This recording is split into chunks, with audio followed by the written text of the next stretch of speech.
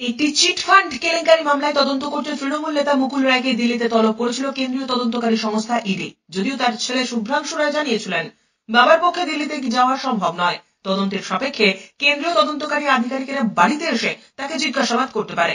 সেই মোতাবেক মুকুল রায়ের কাঁচরাপাড়া বাড়িতে সোমবার তাকে জিজ্ঞাসাবাদ করতে আসেন ইডির আধিকারিকেরা। মুকুল পুত্র শুভ্রাংশু রায় জানান, তদন্তে সমস্ত রকম সহযোগিতা করা হয়েছে। তাদের জিজ্ঞাসাবাদে ইডি আধিকারিকেরা সন্তুষ্ট বলে জানালেন তিনি।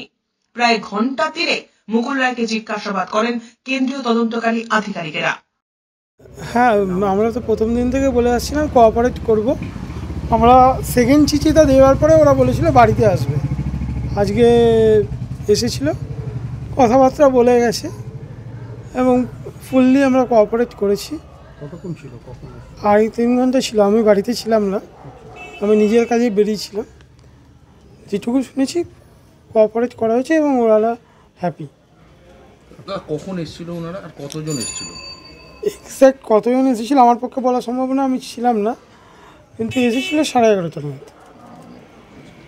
কি বিষয়ে কথা বললো কিছু জানতে পেরেছেন? না, আমি কিছুই জানি না। আবার আসবে তাও জানি না। আপনি মেল করেছেন বাড়িতে? হ্যাঁ।